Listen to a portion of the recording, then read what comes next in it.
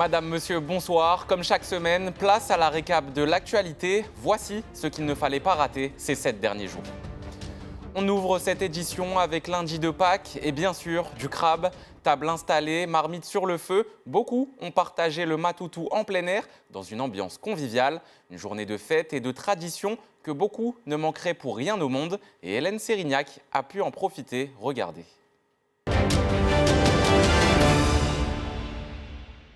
Sur la plage, des chaises, des bâches et toute la famille réunie autour d'une table bien garnie.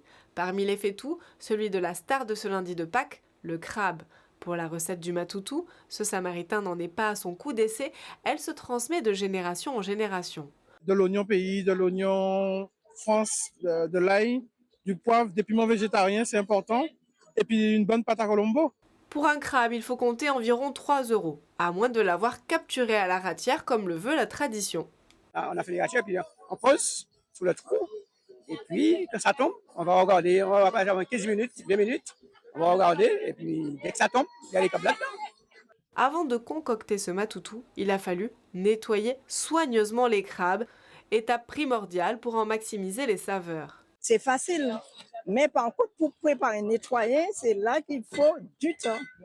Ah oui, là, il faut du temps parce qu'il faut brosser les crabes, il faut enlever les poils, il faut enlever les ongles, il faut tout enlever, il faut bien nettoyer. Au menu du crabe, mais aussi des acras, du coq, du gâteau à l'ananas. En ce lundi de Pâques, c'est toute la cuisine traditionnelle de la Martinique qui est à l'honneur. Il y en a pour tout le monde et pour tous les goûts. Et restons encore un peu dans cet esprit de Pâques, mais penchons-nous sur ceux qui le vendent. Certains perpétuent la tradition derrière les fourneaux, mais d'autres choisissent désormais une option plus simple. Dans plusieurs snacks et restaurants, le matoutou est proposé prêt à déguster le temps d'une journée. Et pour ça, direction Sainte-Thérèse à Fort-de-France, reportage. Il est impossible d'imaginer Pâques sans lui. Le crabe est dans toutes les têtes en ce lundi, mais beaucoup le préfèrent en bouche. Pour certains, c'est préparation à la maison, mais pour d'autres, le matoutou est déjà prêt et il suffit juste de l'acheter. C'est le cas de Guy qui achète ce matin un plat de lambi et bien sûr, un plat de crabe soigneusement préparé. C'est bien préparé et c'est excellent, le goût est très bon. Ouais. Je préfère parce qu'il y a plus d'attention au niveau de la cuisson. Ouais. Je sens ça au goût, c'est nettement meilleur. Ouais. Et puis je ne suis pas cuisinier en plus. Tout le monde n'est pas cuisinier et le matoutou se trouve désormais partout, en grande surface par exemple, mais aussi et surtout dans des restaurants qui proposent exceptionnellement ce plat traditionnel. Ici, vous pouvez suivre toutes les étapes de préparation. Quand il est mort, moi j'enlève la carcasse, la carapace. Je récupère la graisse. Voilà. Et après, j'enlève les pinceaux au bout. Allez, et puis voilà, il faut tout enlever proprement, délicatement pour ne pas casser toutes les pattes. Effet n'avait plus préparé de crabe depuis son enfance. Aujourd'hui, il est venu prêter main forte à son ami et faire perdurer la tradition du pays. C'est ça qui fait la sauce. C'est la sauce du crabe. Et puis c'est avec plaisir, avec vraiment bonheur. Je fais ça en compagnie de la Sister Sunshine. Et vraiment, c'est un réel plaisir. On avait plus de, je sais pas, au moins une centaine de crabes. Et bien, on a fait ça, c'est les derniers. C'est bagaille nous qui est là, donc faut nous faire. Parce que nous pas fait, qui nous fait, nous. Le crabe, l'essentiel du pays, le nanan du pays. Une tradition qui ne s'essouffle pas. Le gérant de cet établissement avait déjà épuisé son stock de crabes hier. Il a dû se lever tôt pour satisfaire à nouveau sa clientèle du jour. Depuis hier, j'étais obligé de ce matin d'acheter encore de crabes parce qu'il y a eu une forte demande. On n'avait même pas suffisamment. Alors je me demande aujourd'hui à midi, est-ce que vraiment il y aura pour tout le monde? Est-ce qu'il y en aura pour tout le monde? La marmite est en tout cas prête et la recette de cette année nous est dévoilée en exclusivité. Alors, chacun a sa petite goutte, quoi. Alors les épices traditionnelles, alors le poivre, sel, oignon et tout, et chacun a un petit truc qu'il ajoute en plus. Nous on a mis des Christophines, on a mis de la mangue et tout. Et chaque année c'est comme ça. C'est le traditionnel plat depuis plusieurs années que je fais le lundi de Pâques. Et je fais même aussi pendant le lundi de Pentecôte. Toujours des crabes et voilà, c'est la tradition. Une tradition respectée et à fort succès ici à Sainte-Thérèse, où le crabe ne marche pas de côté, il va tout droit dans l'assiette. Après les crabes, cette semaine a aussi été marquée par les sargasses. Ces algues brunes étaient de nouveau visibles au Robert. Malgré cette présence, les riverains rencontrés sur place préfèrent garder le moral. Écoutez leur réaction face à la caméra d'Hélène Sérignac. La mairie fait son travail, en fait. Ils évacuent assez souvent, assez régulièrement ici. Mais au niveau des odeurs, c'est vraiment nauséabond.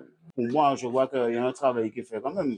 Sinon, regardez bien aujourd'hui, il n'y a pas d'odeur là, alors qu'il y a les sargasses.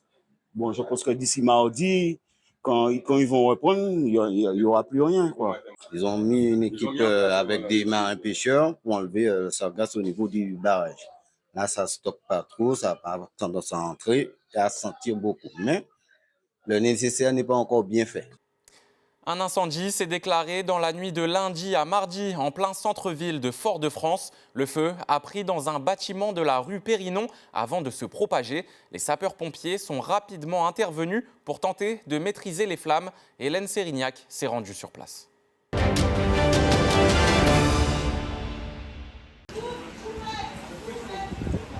Du 73 de la rue Périnon, il ne reste plus que la façade.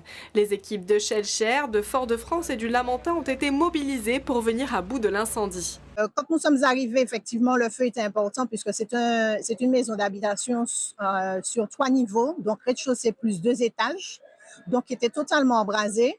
Donc, effectivement, c'était un feu important puisqu'il y avait de nombreuses flammes. Mais nos actions ont permis rapidement d'abattre ces flammes. En tout, 29 personnes ont été évacuées. Parmi elles, ce voisin tiré du lit par le feu qui a gagné sa toiture. J'ai senti une odeur de fumée. Et j'ai cherché d'abord chez moi pour voir si c'était pas un fil électrique qui brûlait. Et puis non, je suis descendu, j'ai prévenu ma famille, je les ai réveillés.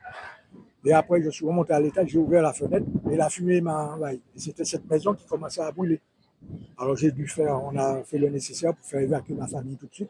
On fait descendre dans la rue, de prendre le nécessaire, ce que j'avais le temps de prendre, le papier, ça. Et puis on est descendu dans la rue et puis la maison s'est embrasée tout de suite. Depuis 5 mois, l'immeuble abritait le local de l'association Chaud 972 qui participe à la réinsertion des jeunes en difficulté. Pour son fondateur, c'est un coup dur. Moi, j'étais chez moi. Et puis j'ai eu un coup de fil, on m'a dit qu'il allait faire l'association. Je suis descendu, normal. Quand je suis arrivé, j'ai vu les flammes partout, les 3 étages. J'ai senti une vibe parce que c'est pas normal ça. Ouais. Mais c'est pas comme ça que le feu est pris là. Ouais. Pour l'heure, l'origine de l'incendie n'est pas connue. Et comme évoqué il y a quelques instants, les sargasses ont fait leur retour, notamment au Robert. Malgré l'installation de barrages, les algues continuent de s'accumuler et dégagent de fortes odeurs. Un collectif d'habitants dénonce une situation qui perdure et pour laquelle aucune solution durable ne semble se dessiner. Dorian Cahu est là. Depuis 2011, l'échouage des sargasses empoisonne le quotidien des Martiniquais. Odeurs nauséabondes, émanations de gaz, algues en décomposition. Pour les riverains, la situation devient insoutenable. Comme ici, dans la commune du Robert, au quartier Pontaléry, les sargasses passées derrière le barrage s'accumulent, stagnent et pourrissent, rendant le cadre de vie invivable. Cette habitante tire aujourd'hui la sonnette d'alarme. Je n'arrive pas à bien dormir le soir. L'odeur est abondante dans la maison. Déjà, je n'ai rien comme appareil. Vu avec les sargasses, je perds toutes mes électroménagers, télé, machine à laver. Même au niveau des pièces d'argent, même ma carte bancaire est infestée aussi avec les sargasses. Les enfants, les 30 balles à droite, à gauche. Et après, les enfants sont désorientés. Mais il faudra que l'État essaie de chercher un moyen pour nous aider. Même constat du côté de ce restaurateur du front de mer, qui subit de plein fouet les conséquences sur sa clientèle, rebutée par les odeurs persistantes. L'impact est total, l'impact est malveillant dans tous les sens. Et au niveau technique, et au niveau physique, et au niveau mental, ça t'empêche de travailler. Parce que tu sais très bien que tes clients, quand ils vont sortir de la voiture, surtout si la voiture est climatisée, ils vont prendre une gifle en fait. Mais qu'est-ce que ça nous fait à nous? Quel cancer on est en train de développer? Ça, on ne nous dit pas, ça. L'État oblitère ça. Le collectif anti-sargasses se dit insatisfait. Sur le terrain, son président est venu constater l'ampleur des dégâts. Et la situation là, maintenant, on ne peut plus dormir chez nous. Nos enfants sont malades. Nous-mêmes, nous sommes malades, on perd tout chez nous.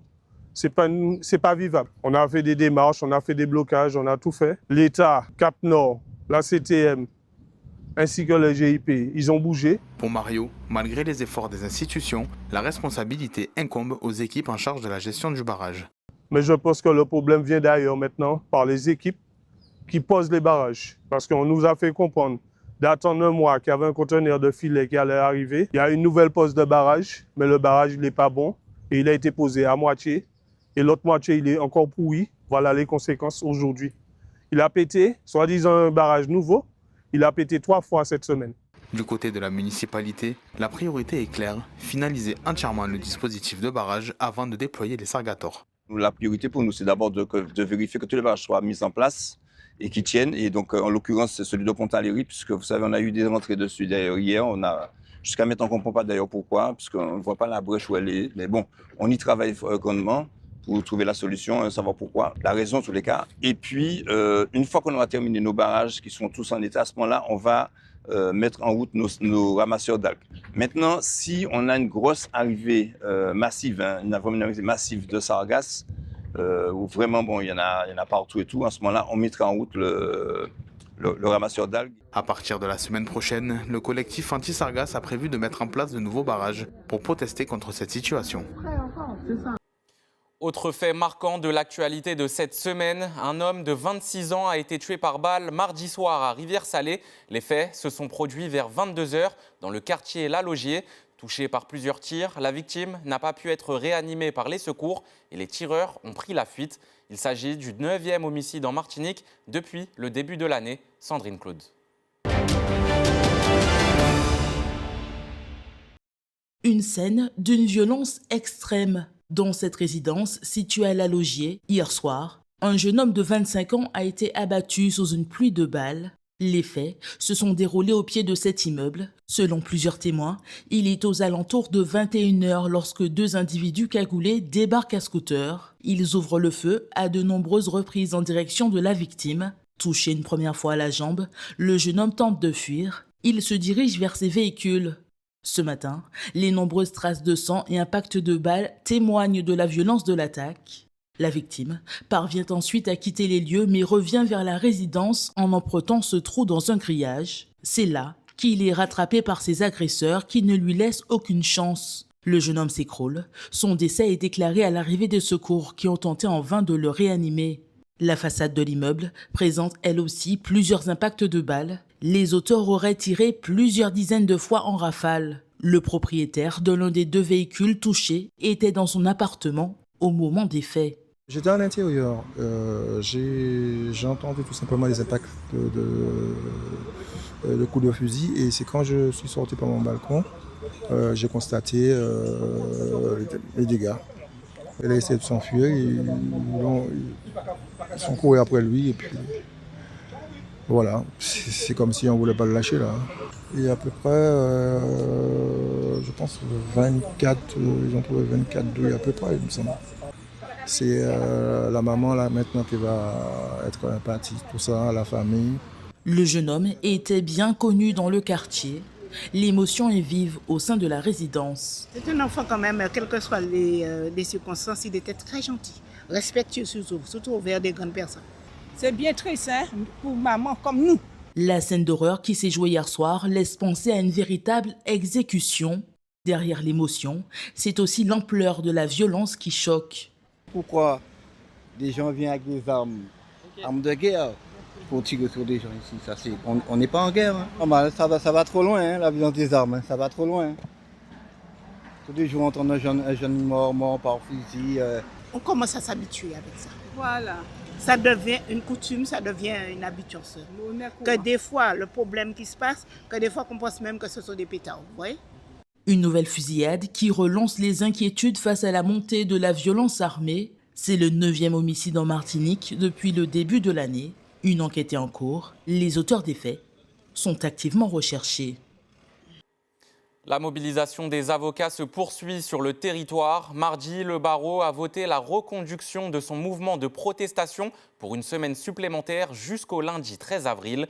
Les professionnels du droit s'opposent au projet de loi sûre actuellement débattu au Parlement. Cette grève générale paralyse désormais l'ensemble de l'activité judiciaire sur le territoire. Les précisions avec Sandrine Claude.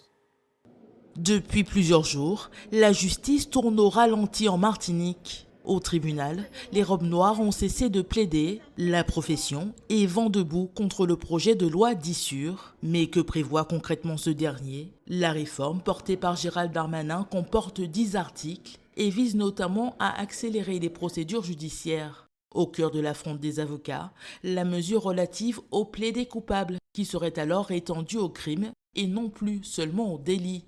Un accusé pourrait ainsi être jugé plus rapidement sans passer par un procès classique, avec à la clé une possible réduction de peine. Une mesure jugée inacceptable par les avocats. Ils dénoncent une justice trop rapide qui limiterait les débats et fragiliserait les droits de la défense. Selon eux, le vrai enjeu reste d'allouer des moyens supplémentaires et non pas de réduire la durée des procédures. Auditionné hier soir par la commission des lois du Sénat, le garde des Sceaux a défendu bec et ongle son projet de loi.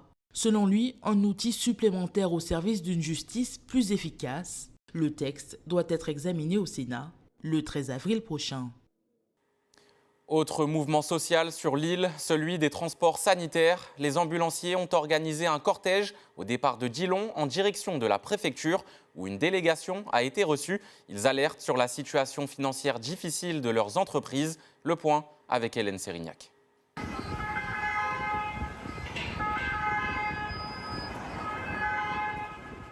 Devant la préfecture, les sirènes résonnent. Pour les ambulanciers, il s'agit d'un cri du cœur, leur profession est en danger.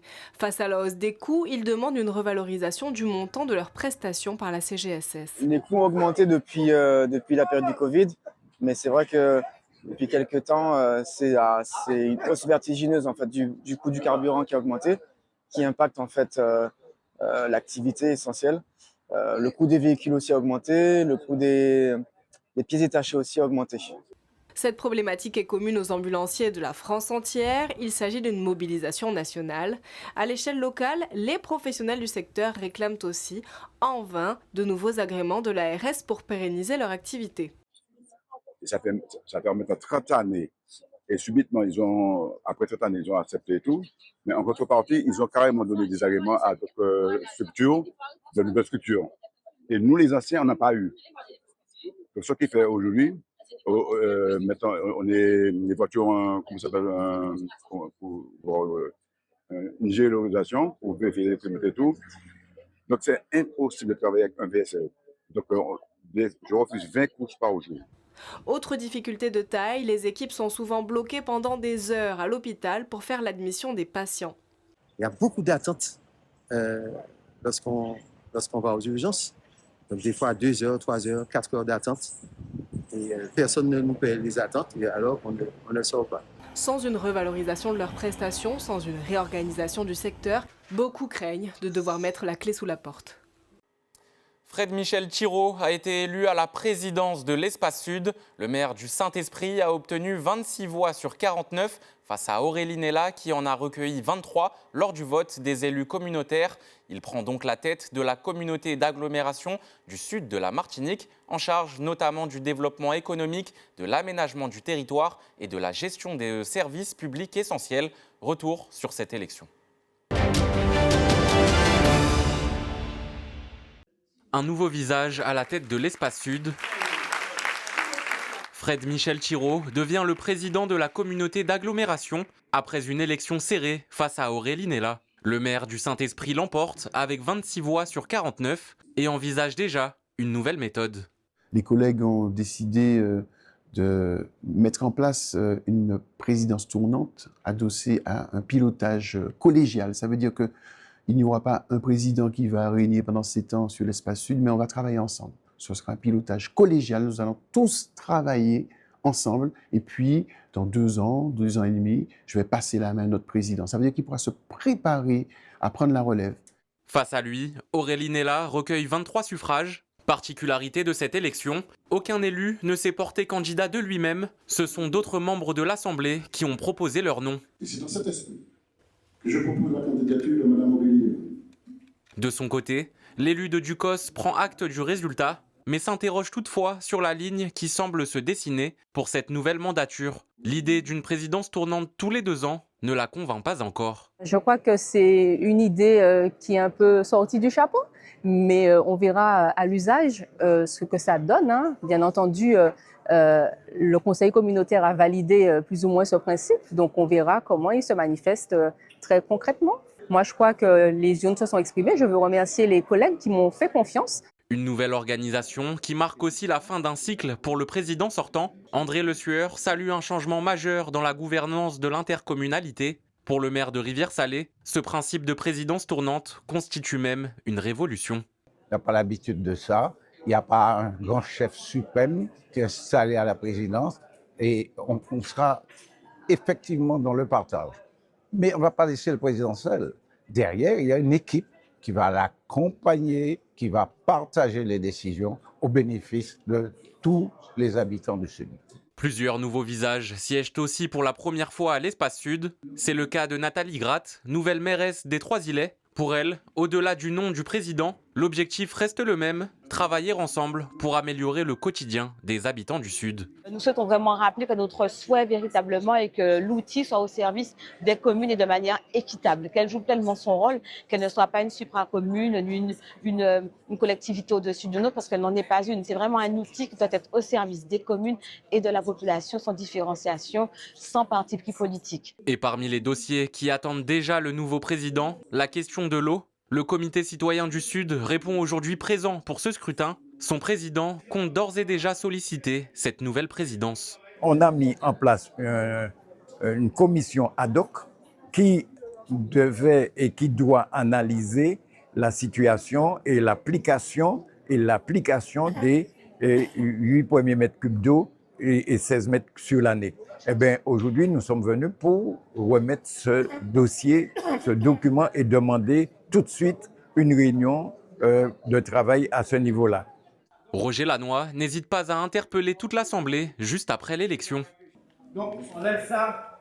Vous mettez coordonnées pour nous poursuivre 8 mètres d'eau gratuits par votre population pour bien nous être logés à 100%. Un premier échange qui donne le ton des attentes autour de cette nouvelle présidence. Fred Michel Thiraud entame désormais son mandat à la tête de l'Espace Sud.